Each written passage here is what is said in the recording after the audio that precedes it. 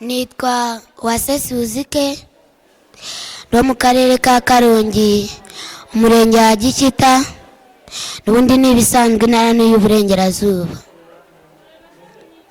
Nkaba nazanye hano Imana yantumye gukora umurimo gutarura intama zose zazimeze zikagaruka mu mukumbi. Igihe kiraje kandi kiregereje, nubwo twabireba ntitubyiteho ntabwo ariko byahoze. Kristo arabashaka kandi arabakeneye. Nzi neza narebera ku butoni uburanga cyangwa ubwiza yemwe, nareba ngo uri umukire cyangwa uri umukene, nareba ngo uri muremure cyangwa uri mugufi, kuko ireba ibizaguruka ikabica amababa. Hari impamvu yakugize utyo kugira ngo uzagire icyo ugeraho, uzakira imbabazi zayo, ubwo azaza gucungura be muzajyane mu bwami bw'ijuru. Turi abanyabyaha ndetse turi abanyabyaha, nubwo abenshi bakigira intungane byanga bikunde nta mahoro y'umunyabyaha. Icyaha cy'inkomoko kiracyatugendaho, dukomoka kuri data Satani mu byaha niwe twabyariwe. Zaburi ya 51 uhereye ku murongo wa 7, Zaburi ya 58 uhereye ku murongo wa 4. Abanyabyaha batandukanywa n'Uwiteka uhereye ku kuvuka kwabo. Iyo bavutse ako kanya bariwe bagiza bakabeshya ngo ubusabwe bwabo buhwanya nk'ubw'inzoka, ngo ni mama y'igipfamatwi ndetse yiziba amatwi, itumva ijwi ry'abagombozi nabo bagomboresha ubwenge bwinshi cyane. Rero abantu benshi mw'iki gihe babaye ibipfamatwi ndetse byiziba amatwi, barabwirwa ntibumve, barabwirwa ngo niko byahoze. Ndababwiza ukuri ntabwo ariko byahoze. Abantu bari kubona isi ari paradizo, bari kubona ari ya Edeni ya kera twanyazwe, nyamara isi yageze ku manegeka. Iterambere ryaraje ati isi yabaye Edeni. Nituzi yuko isi iri kurushaho kujya ku manegeka. Kristo agiye kuza guhemba no guhana. Se bavandimwe, muzahembwa cyangwa muzahanwa. Turi abanyabyaha ndetse turi abanyabyaha. Yesaya igice cya 1 uhereye ku murongo wa 6, guhera mu bworo bw'ikirenge kugeza mu mutwe n'ahazima, n'inguma n'ibisebe binuka ndetse bitigeze gukandwa, guhara no kubobozwa utuvuta.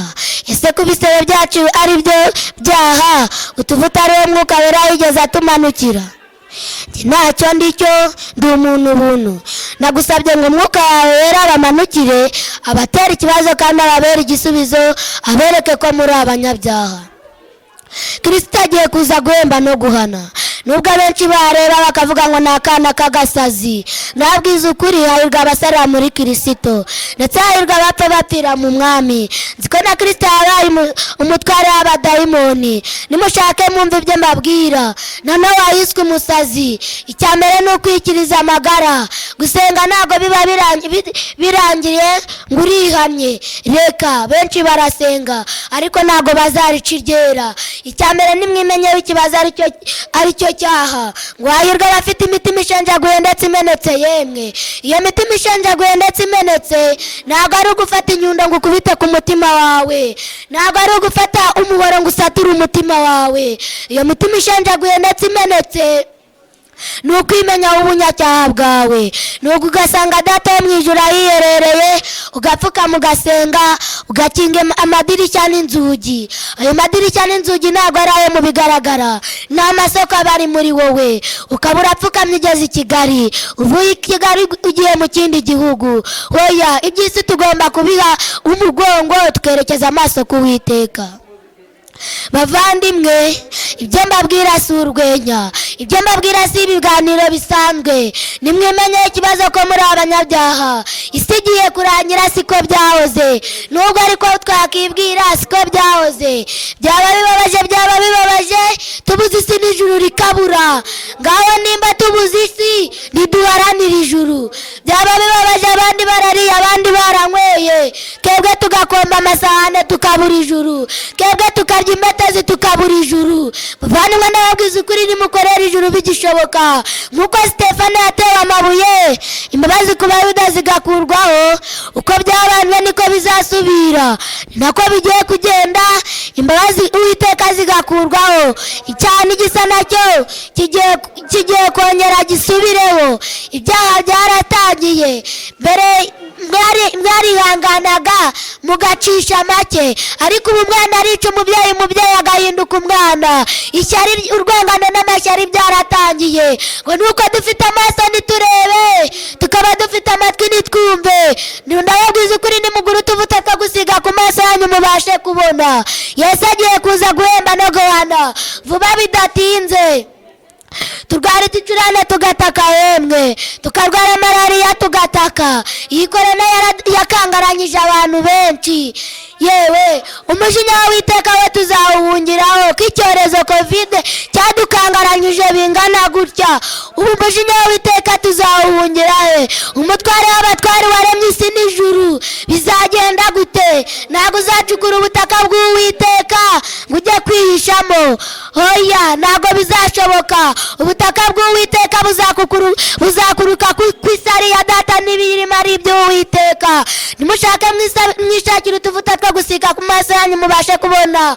Nimushake mugure utuvuta two gusiga ku maso yanyu yemwe ngo mubashe kubona ibigiye kuba. Ibyago birindwi bigiye gusuka ku isi vuba bidatinze.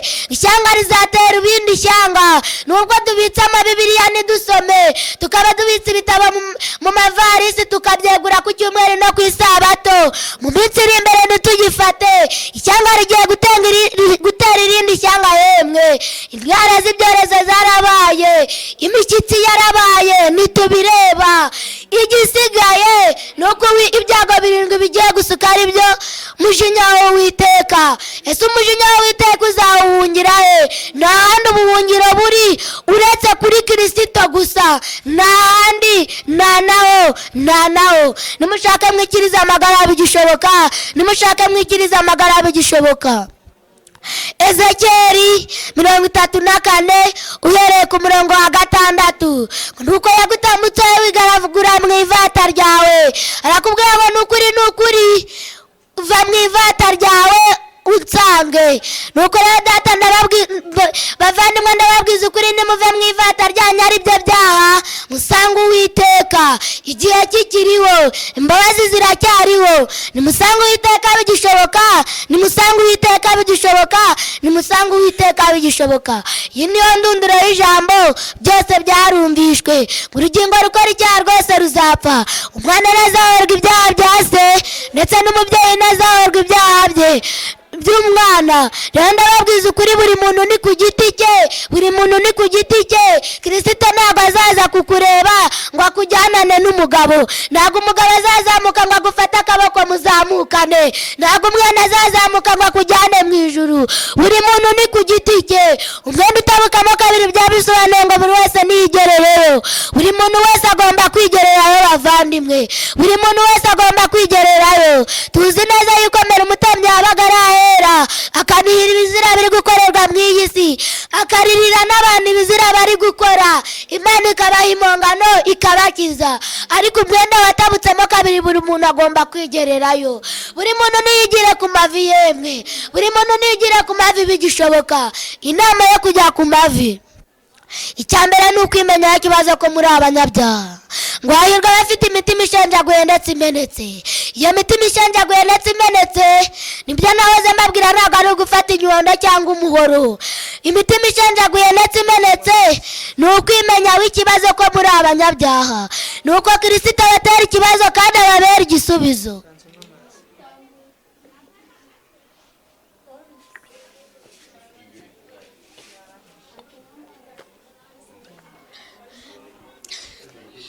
Ndababwiza ukuri, Kristo wanguye karongera hari icyo abashakaho.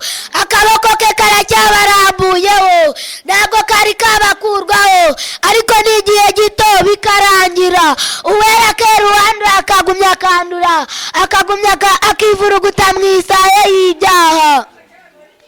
Ntacyo mfite cyo kuvugana, n'icyo mfite nabakoraho. Gusa Mwuka Wera bamanukire ibibazo muri mwe kandi ababera igisubizo na ruwase siwuzike.